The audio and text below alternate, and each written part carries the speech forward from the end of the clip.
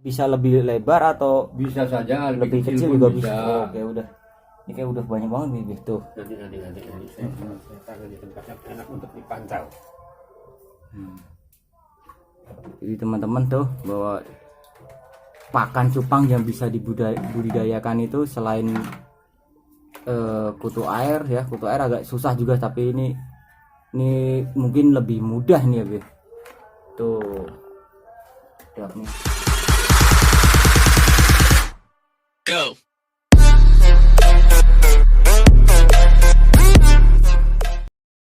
Yuk, selamat pagi, selamat siang, selamat sore, selamat petang, selamat malam, selamat menjelang dini hari di planet manapun subscriber berada. Video kali ini kita ingin belajar kultur Dapnia Magna.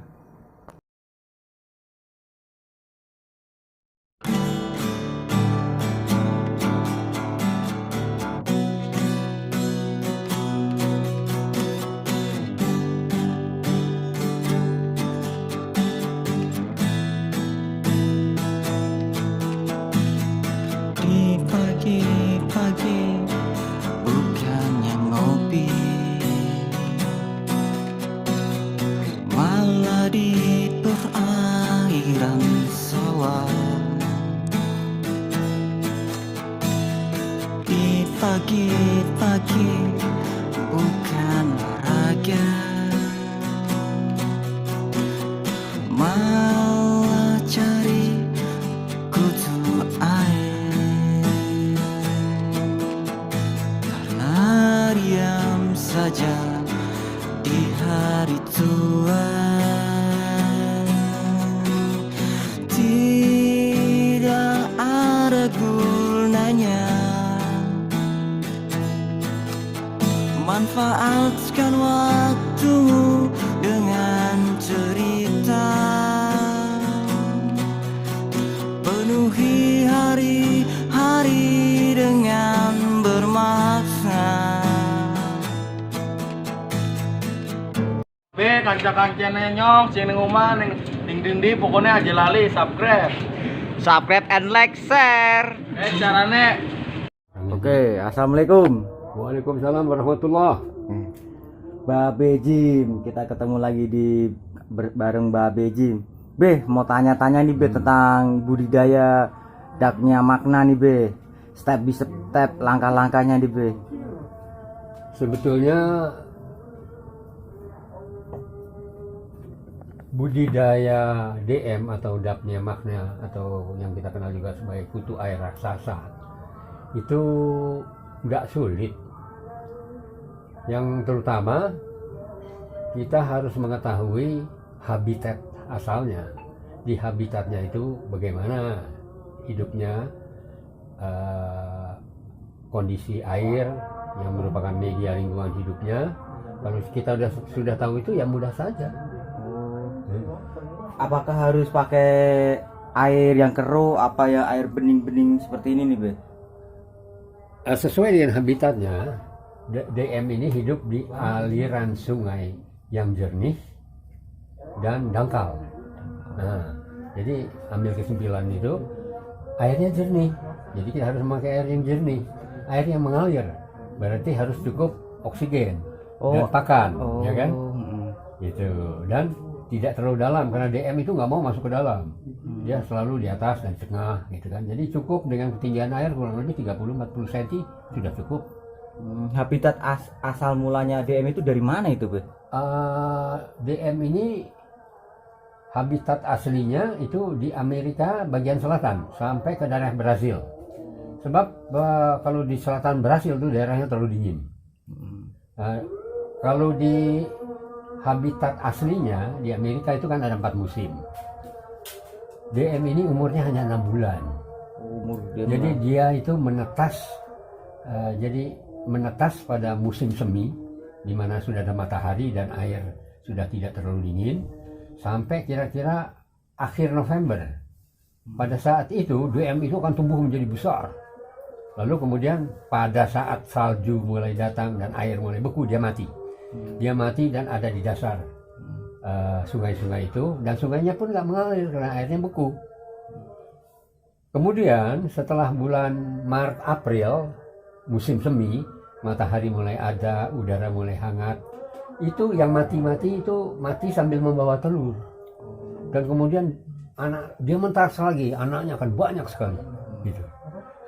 Tapi karena dia sudah dibawa ke Indonesia dan dia beradaptasi dengan cuaca dan iklim Indonesia, itu tidak terjadi.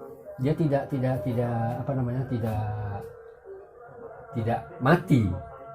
Hidupnya bukan hanya 6 bulan tapi sepanjang tahun. Cuma saya alami dari cara saya beternak di sini, itu pada bulan Desember dia itu menjadi besar.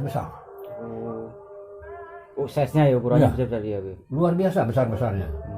Lalu setelah itu entah bagaimana dia tidak mati, tapi tiba-tiba yang besar-besar itu kok menghilang. Lalu anaknya tiba-tiba banyak sekali. Oh, tadi menjadi wujud telur dulu ya. Iya, mungkin begitu. Untuk pakannya DM nih, Be. Pakannya apa sih, Be? Kalau Pakannya banyak sekali yang pakai macam-macam ya. Tapi dari pengalaman saya, itu pakanan utamanya adalah tepung pakan udang Feng Li. tepung pakan udang Feng Feng Li. seperti ini Ya, didapat seperti di mana ini, Be? Ini bisa beli online, 1 Untuk kilo online. 30.000. 1 kilo ada yang 30.000. Ya, 1 kilo 30.000, dan untuk 30.000 ini untuk 4 bak ini kalau semuanya terisi penuh, Iya. itu saya pakai kira-kira 3 minggu lah. 3 minggu. 3 minggu 1 kilo. Berarti bisa Di samping itu ada pakan tambahan yang saya berikan, yaitu spirulina. spirulina ya. Oke. Ya. Iya, yang buat maskeran itu tuh, Ya. bukan? Spirulina, tepung spirulina. Ya, tepung Jadi spirulina. untuk hijau-hijauannya dia itu. Nah, hanya itu saja. Medianya nih, Be, ini kolamnya nih.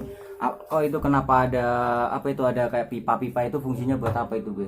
Ya, fungsinya adalah sebagai pembuangan air dari dasar. Oh, tak saya lihat, sorry, Be. Air dasar. Oh, jadi ini teman-teman, ini Ya. ada pipa-pipa ini untuk Ya. pembuangan air ke dasar Air ya. dari dasar Mm. itu akan keluar. Kalau kita mengisi air adalah kita nambah air. Air yang keluar dari dasar, bukan dari atas. Ini sorry, teman-teman nih, maaf ya. Ini apa, berhubung ini di kameranya ini kagak jelas jadi kelihatan tuh. Ini udah mulai habis ya ini DM-nya, Be, udah Ya, diserok sudah terus. dipanen ini. Oh, tuh. Tuh teman-teman tuh. Ini contoh DM punya makna tuh. Seperti ini teman-teman. Tapi ini apakah harus pakai kolam yang ini nih? Ini kolamnya berapa meter nih, Be? Ini 2 kali 75. 2 kali 75. Ini apakah bisa lebih lebar atau Bisa saja, lebih kecil pun juga bisa? Oh, oke, udah. Ini kayak udah banyak banget nih, Be. Tuh. Nanti saya taruh di tempat yang enak untuk dipantau. Jadi teman-teman tuh, bahwa pakan cupang yang bisa dibudidayakan itu selain kutu air ya, kutu air agak susah juga, tapi ini mungkin lebih mudah nih ya, Be. Tuh daknya mana, tuh bor gede-gede banget ya. Tuh DM daknya makna nih, Kutu air raksasa. kutu air raksasa tuh. Dan kutu air ini sebetulnya dia sejenis udang. Sejenis udang gitu. Jadi dia membawa warna merah Mm-mm. dan pasti mengandung chitin ya, Mm-mm. yang perangsang menimbulkan warna, terutama warna merah. Oh, ini berarti beda udang, beda dengan Artemia ya, Be. Artemia kan dia harus pakai garam tuh, airnya asin tuh, Be. Kalau DM gimana, Be? Kalau Apakah- Artemia itu memang asalnya dari laut. Mm-mm. Kalau DM ini ya dari air tawar. Air tawar. Berarti apa nggak perlu dikasih garam?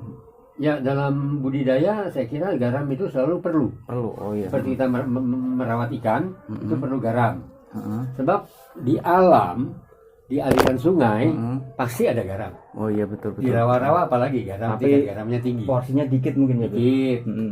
Ya, untuk bak ini paling kasih 3-4 sendok sudah cukup.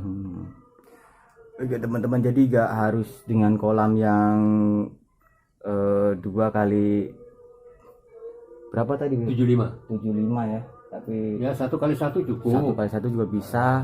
Tapi mungkin hasilnya beda ya, Be. Ya pakai styrofoam yang hanya setengah meteran juga bisa. Pakai terus dengan meter beda Ya, cuma. cuma ada cumanya.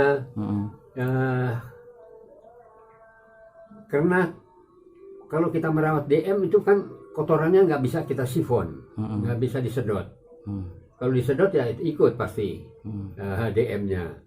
Jadi air itu akan jenuh pada suatu saat. Mm-mm. Dan kalau airnya jenuh, sama seperti merawat ikan, kalau airnya udah jenuh, udah kotor, ikannya stres, Mm-mm. ikannya kuncup. Demikian juga DM, dia akan stres dan dia tidak akan berkembang biak. Benar. Oke, Be. Ya. Makasih, Be, atas ilmu-ilmunya, Be, tadi yang dibagikan. Jadi DM itu bisa dikultur pertama ya, airnya bening, kedua ada ini filter apa itu Pembuangan air dari dasar. pembuangan air dari dasar, terus pakannya tadi pakai tepung pakan Fengli. udang Fengli, terus campur yang spirulina paling halus, yang Paling halus. Penglinol artinya. terus sama spirulina ya, Be. Spirulina. Untuk ganti air nih, Be, ganti airnya itu berapa bulan, apa ini udah ke filter ini, Be? Dengan sistem saya ini, saya bisa menambah air. Nambah air. Ya, kalau saya nambah air itu air bawah yang akan terbuang. Oh. Itu ini biasanya saya pertahankan selama 4-5 bulan.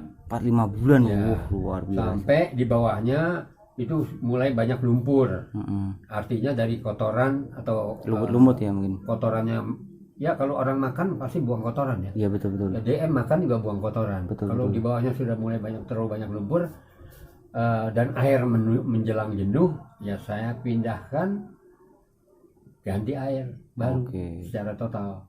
Mm-mm. Oke, Be, makasih atas waktunya, Be. Mungkin ntar lanjut ke next video selanjutnya ya, tentang budidaya atau kultur Dakmia magna atau yang bisa kita sebut DM. Makasih, Be, atas waktunya, Be. Yo, sama-sama, terima kasih. Sama-sama, Be. Salam satu air. Salam satu air selamanya.